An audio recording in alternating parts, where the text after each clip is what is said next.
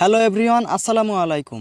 তো আজকে আমি আপনাদের মাঝে একটি অসাধারণ ফটো এডিটিংয়ের ভিডিও নিয়ে চলে আসলাম। তো ভিডিওটি শুরু করার আগে আমি আপনাদের কেমন ফটো এডিটিং করে দেখাবো সেটি আগে আমি আপনাদেরকে দেখাচ্ছি। তো আমি আমার গ্যালারিতে আসলাম।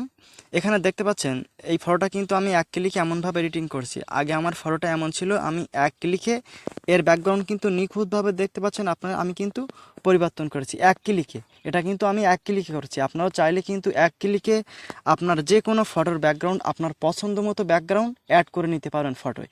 তো এই কাজটি আপনারা কিভাবে করবেন এক ক্লিকে, সেই প্রসেসটা আজকের এই ভিডিওয়ে আমি আপনাদের দেখাবো।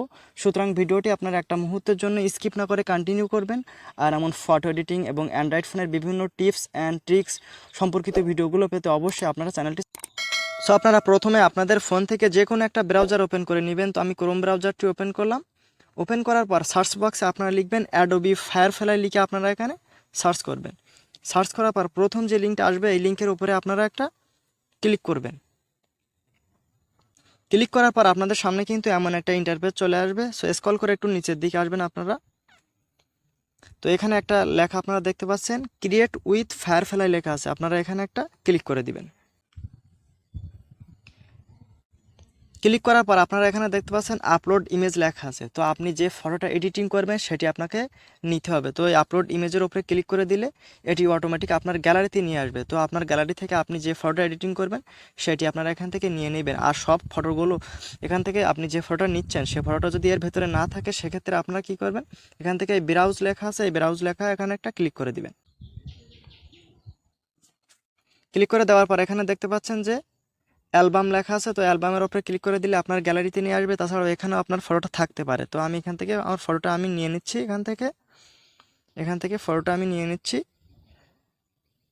নেওয়ার পরে এবার কি করতে হবে, আপনার এই ফটোর ব্যাকগ্রাউন্ডটা ইরেজ করতে হবে। এডিটিং করার জন্য ব্যাকগ্রাউন্ডটা পরিবর্তন করার জন্য প্রথমে আপনাকে ব্যাকগ্রাউন্ডটা ইরেজ করতে হবে। তো ইরেজ করার জন্য এখানে দেখতে পাচ্ছেন নিচে ব্যাকগ্রাউন্ড লেখা আছে, এখানে নিচে ব্যাকগ্রাউন্ড লেখা আছে, এখানে আপনি একটা ক্লিক করে দিলে অটোমেটিক আপনার এই ফটোর ব্যাকগ্রাউন্ডটা কিন্তু ইরেজ হয়ে যাবে। তো দেখতে পাচ্ছেন এটি কিন্তু ইরেজ হয়ে গেছে। তো এবার এই ফটোয় আপনি কেমন ব্যাকগ্রাউন্ড অ্যাড করতে চাচ্ছেন সেটি আপনারা এখানে এই ঘরটাতে আপনি লিখে দিবেন। তো আপনি যদি কোনো রোডের আপনি ফটো অ্যাড করতে চান, ব্যাকগ্রাউন্ড অ্যাড করতে চান, সেক্ষেত্রে আপনারা সেখানে এটি এখানে লিখে দিবেন। তো আমি এখান থেকে একটা সিঁড়ির ব্যাকগ্রাউন্ড আমি অ্যাড করতে চাচ্ছি, সেক্ষেত্রে আমি এখান থেকে ইংরেজিতে সেটাই লিখে দিচ্ছি, স্টার্স ব্যাকগ্রাউন্ড লিখে আপনারা কি করবেন, এখান থেকে জেনারেট লেখা আছে, আপনারা এখানে একটা ক্লিক করে দিবেন। ক্লিক করে দিলে এখানে আপনাকে কিন্তু অপেক্ষা করতে হবে 1 মিনিটের মতো, তার কম সময় অপেক্ষা করতে হতে পারে। এখান থেকে আপনারা 1 মিনিট অপেক্ষা করবেন, করে দিলে আপনার অটোমেটিক কিন্তু তারা ব্যাকগ্রাউন্ডটা অ্যাড করে আপনার কাছে পাঠিয়ে দেবে। তো এখানে একটুখানি লোডিং নেবে, সে পর্যন্ত আপনাকে অপেক্ষা করতে হবে। তো এখানে দেখতে পাচ্ছেন যে তারা কিন্তু কয়েকটা ব্যাকগ্রাউন্ড এখানে তারা অ্যাড করে দিয়েছে। তো এখান থেকে আপনারা কি করবেন, এখান থেকে আপনার পছন্দ মতো যেটা আপনার পছন্দ সেটা আপনারা সেভ করে নিতে পারেন। তো সেভ করার জন্য কি করতে হবে, এখান থেকে উপরে দেখতে পাচ্ছেন একটা ডাউনলোড আইকন আছে, তো এখানে আপনারা ক্লিক করে দিবেন। দেওয়ার পর এখান থেকে ডাউনলোড লেখা আছে, এখানে আপনারা ক্লিক করে দিলে এটি অটোমেটিক আপনার ফাইলই কিন্তু ডাউনলোড হয়ে যাবে। তো এখানে দেখতে পাচ্ছেন এটি কিন্তু ডাউনলোড হচ্ছে। তাছাড়াও অনেকের একটু সমস্যা অন্যরকমও থাকতে পারে, সেক্ষেত্রে আপনি কি করবেন, এখানে আপনার এই কর্নারে এইখানটাতে একটা 3 ডট আইকন থাকতে পারে, সেখানেও ক্লিক করে আপনারা সেখান থেকেও ডাউনলোড করে নিতে পারবেন। তাছাড়া আপনি যদি চান আরও কিছু ব্যাকগ্রাউন্ড দেখতে, সেক্ষেত্রে এখানে মোর অপশন আছে, এই মোর অপশনটার উপরে ক্লিক করে দিলে আরও অনেকগুলো কিন্তু ব্যাকগ্রাউন্ড আপনার সামনে চলে আসবে। সেখান থেকে আপনারা আপনাদের পছন্দ মতো ব্যাকগ্রাউন্ড আপনার এই ফটোতে আপনি অ্যাড করতে পারবেন। আপনার যে কোনো ফটোয় আপনি আপনার পছন্দ মতো ব্যাকগ্রাউন্ড কিন্তু আপনি অ্যাড করতে পারবেন।